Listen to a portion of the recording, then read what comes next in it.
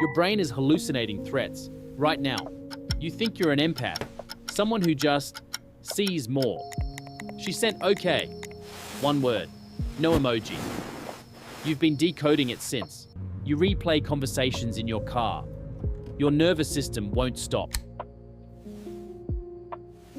Honestly, for a long time, I thought that was a gift. Better at reading the room, right? Ever reread a text 3 times? Stay with me. People who grew up in chaos, unpredictable households, rough breakups, they develop this thing. They call it empathy, and they're proud of it. When the world felt dangerous, you learned to scan every room. Because you had to. What if that's not empathy? What if it's a false alarm? Quick reminder, I'm not your therapist. Welcome back to Wired Behavior, where we ruin illusions with neuroscience.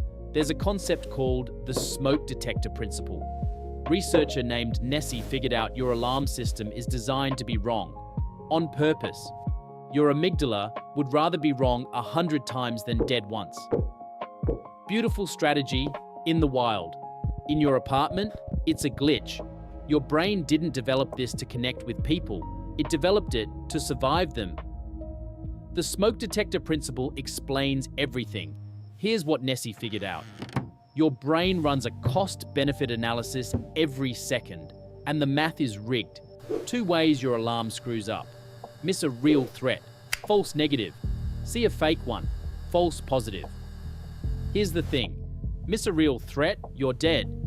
Game over, genes gone, permanently. But a false alarm, some adrenaline, few minutes of anxiety.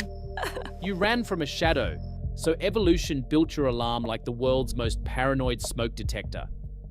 The kind that screams at burnt toast. For 100,000 years, this worked perfectly. See a shadow, run. Hear a snap, freeze. See those red wires? That's cortisol. That's what 3 a.m. overthinking looks like inside your skull. Burnt toast. That cyan glow in the back? Your prefrontal cortex. Your logic. Problem is, the alarm gets there first. Goleman called this the Amygdala Hijack.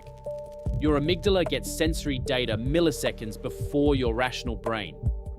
If it spots an old pattern, it fires instantly, before logic even wakes up. Full hijack.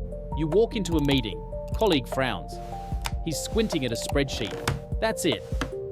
Your amygdala doesn't know that. It cross-references that frown with every bad memory. Finds a match every time. By the time your logic catches up, he's just squinting at a spreadsheet.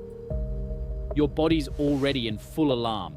Heart's pounding, shoulders tight, and now your brain does the worst thing. It invents a story to explain the feeling.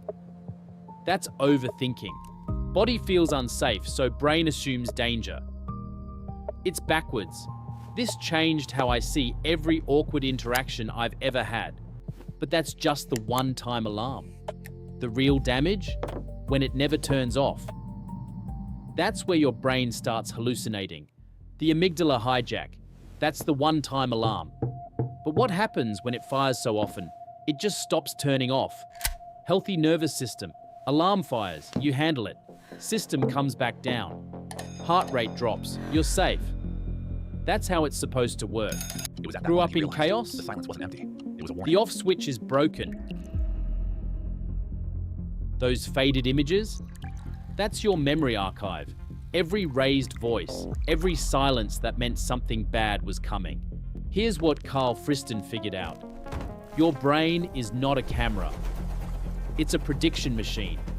It generates a simulation based on everything you've experienced, then checks it against reality. Problem: trauma rigs the simulation. If your brain learns silence means danger, then your partner quietly reading a book, your brain can't accept that as peaceful. It resolves the dissonance not by updating the belief, but by distorting what you see. Neuroscientists call this predictive coding. Your brain shows you the world as it expects it to be. When the expectation is danger, controlled hallucination. Your brain treats evidence of safety, she's just quiet, he's just tired, as noise. It discards it. You don't see the room as it is. You see your trauma's prediction. This is the part that made me angry. Your brain will sabotage a safe relationship just to make reality match the prediction.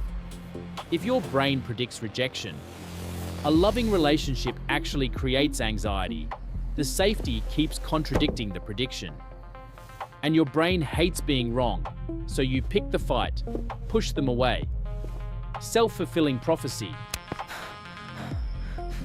The science says your brain runs a corrupted simulation. But what does that look like? At 1 a.m., staring at a text that says, "Okay," she was typing. Stopped. Started again. Stopped. Your brain just declared war. That's your default mode network. Supposed to help you daydream. In a traumatized brain, it runs catastrophic simulations. Did I say the wrong thing? Was it the emoji? Should I text again? Would that make it worse? Your brain equates thinking about it with solving it. That's the trap. Every hypothetical gives a micro hit of relief. Tiny dopamine drop. Brain wants more. She's reading a book. That's it. Just reading. Your brain won't accept the silence. It's calculating what it means. Relaxed posture becomes coldness. Silence becomes aggression. Room distorts. EEG studies, actual brain scans, show trauma survivors process faces differently. A neural spike called the N170 fires in 170 milliseconds. In trauma-exposed people, that spike is exaggerated, primed for angry faces. But here's what nobody talks about. They see anger in faces that are completely neutral. Hostility, where there is none. No phone, no partner, no trigger. Just you and the ceiling. The scanning doesn't stop. It turned inward. You're not seeing hidden anger. You're seeing your own hypervigilance reflected back. That's not empathy. Real empathy runs on mirror neurons, feeling with someone. Hypervigilance runs on cortisol. Defending against someone. Here's the test.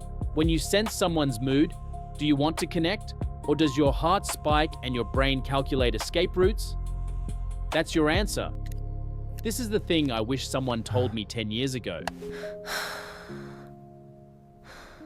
Overthinking feels like problem solving. Your brain rewards itself for the analysis. But there's a way to break the loop. Not where you'd expect. Here's where most people get it wrong. They try to think their way out of a body problem. Doesn't work. The amygdala hijack is faster than thought. Body launches the alarm before logic boots up. Telling yourself to calm down mid-spiral, biologically useless. Body first, not thoughts, not logic. Calm the nervous system. Thoughts follow. Move 1, the physiological sigh. Next time you're spiraling over a text, before you reread it, double inhale through the nose, long exhale out. Not meditation, not mindfulness. Direct override of the sympathetic nervous system. Your vagus nerve responds to that exhale faster than your amygdala can fight it. Do this before you reread the message, not after. That's the window. Move 2, the prediction error journal. Before you check out because I said journal, this isn't about feelings. It's about retraining an algorithm. Catch yourself reading threat into something neutral. Write 3 things. What happened, what your brain predicted, what actually happened 24 hours later. You're not journaling your feelings. You're retraining an algorithm. And algorithms can be updated. Overthinking is not a character flaw. It's a smoke detector with no off switch. Your brain didn't get broken. It got too good at surviving. Brain treats a late text like a death threat? That's just the surface. Next one goes into what happens when this glitch hits your relationships. The push-pull, the sabotage, wired behavior. That's where this lives. You'll want to see it. You can stop trying to survive the room. and start being in it.